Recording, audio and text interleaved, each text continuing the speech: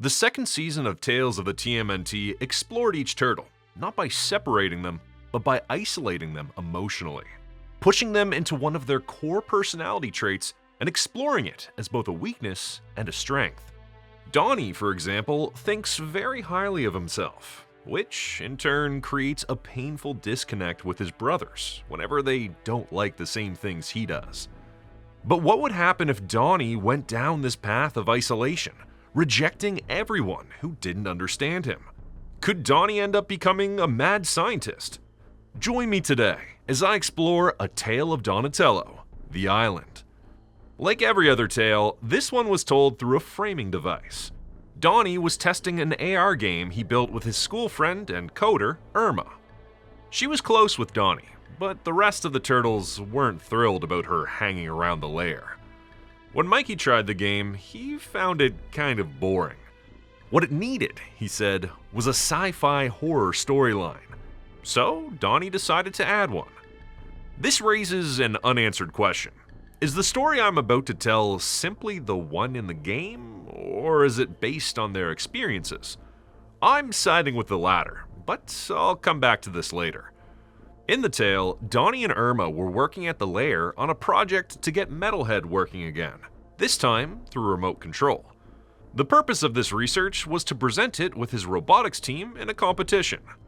The assignment was to use robots to retrieve oddly shaped objects. But to his brothers, this was a waste of a killer robot.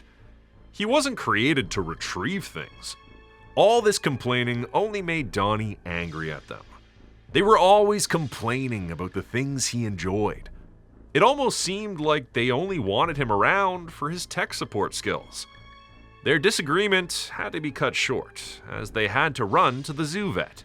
It turned out that Ray Fillet had been attacked at Central Park the night before. When they asked him who did it, he hinted that it might have been a turtle. Just as things were starting to look ugly for the turtles, the real attacker showed up. A snapping turtle we would later know as Toka. The big turtle was too powerful for the turtles and Mutanimals in the room, and it was only because his alarm watch beeped that the fight got cut short. Seeing him escape, the turtles went after him.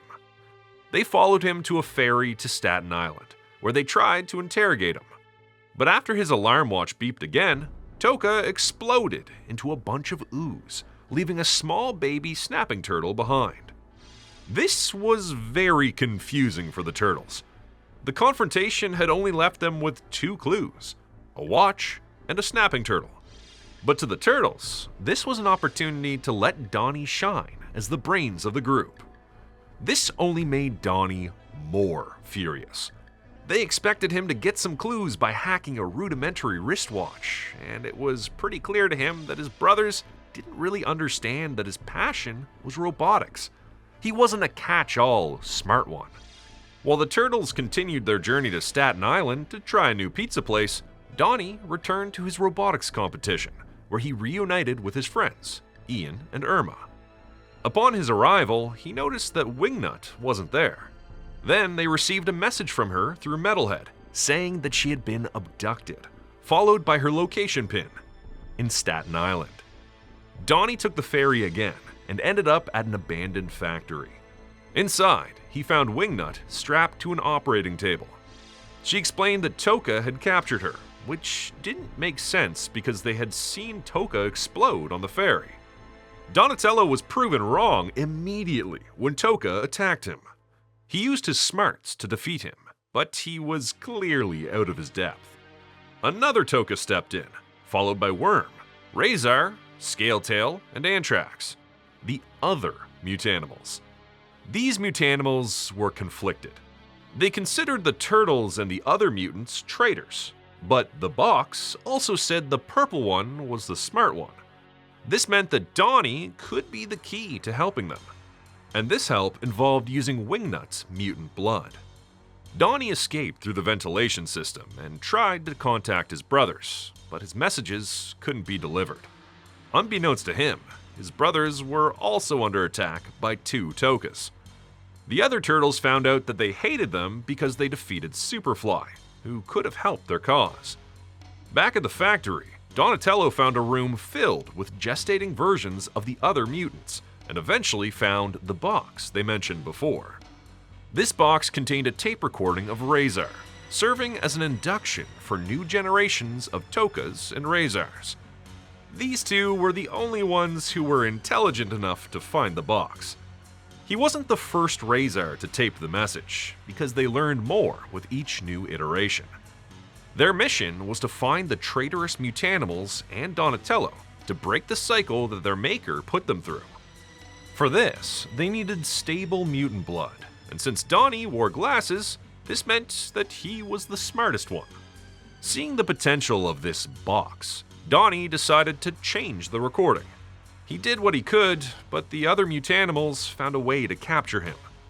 For Donatello, this was too much. Since they already profiled him as the smart one, they were expecting him to be able to use mutant blood to fix them. But just because he wore glasses, it didn't mean he could do whatever science-y adjacent thing they could think of. His only passion was robotics. Since Donnie wasn't being collaborative, and they had captured the rest of the turtles when they got inside the factory, the other Mutanimals decided to use his brothers as leverage for him to help them. And that was when they were interrupted by Dr. Jordan Perry. Jordan Perry was a scientist who was heavily influenced by Baxter Stockman's research on mutation and DNA manipulation in animals.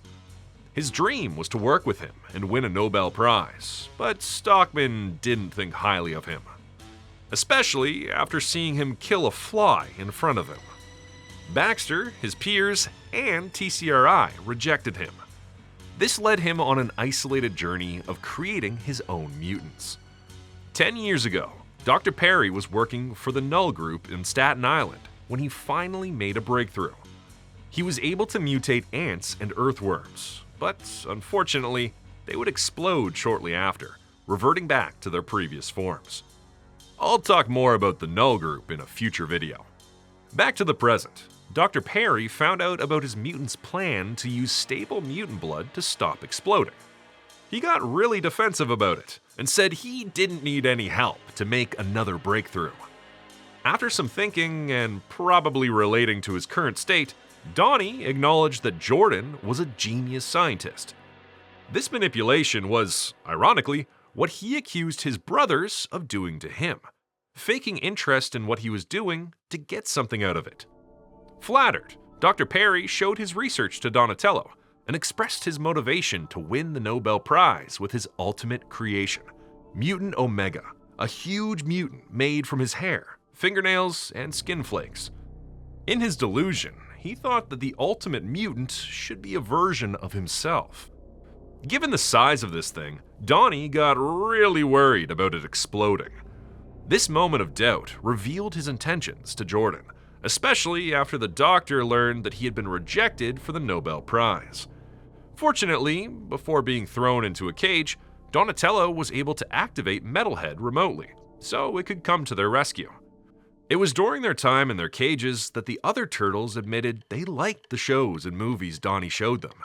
It turned out they were only not interested in robotics. With Irma's assistance, Metalhead reached the factory and did the one thing he was trained to do.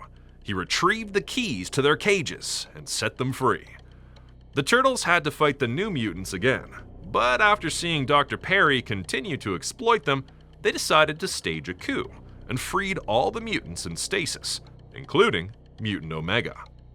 Jordan's masterpiece ended up eating him and started killing off all the other lab mutants. Toka and Razar were also taking advantage of the situation to get revenge on the turtles, but then something unexpected happened. A new pair of Toka and Razar, wearing glasses, showed up and helped the turtles. These were new mutants that watched Donatello's recording and considered him their best friend. Not only that, he was the coolest of the turtles and had great taste in music, things Donnie's brothers wouldn't usually agree on. With his indoctrination tape, Donnie finally convinced someone that he was more than just the smart one.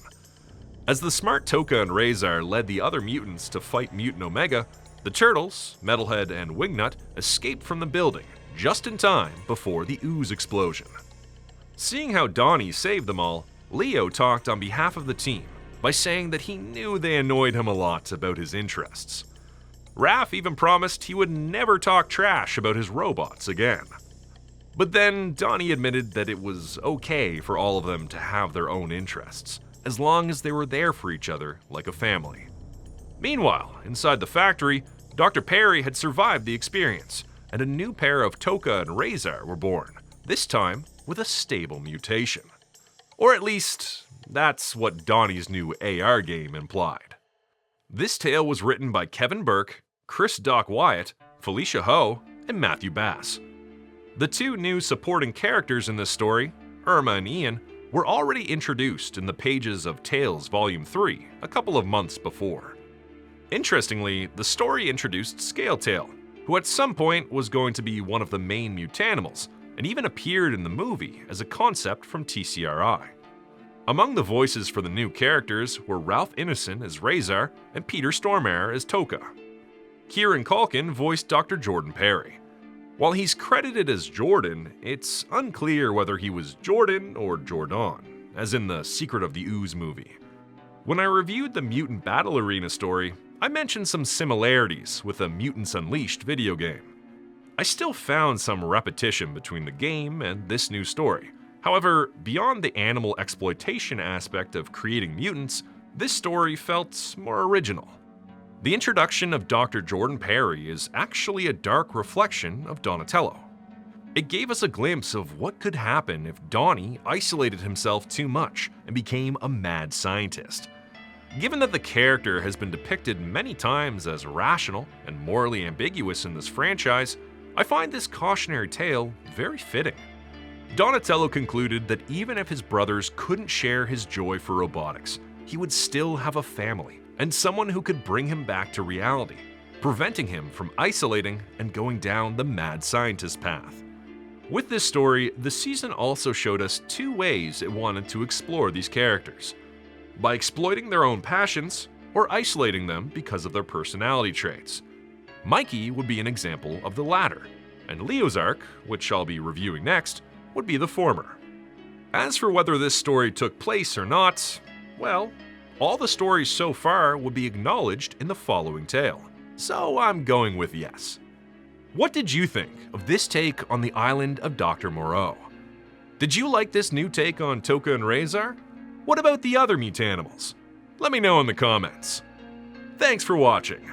See you in the sewers.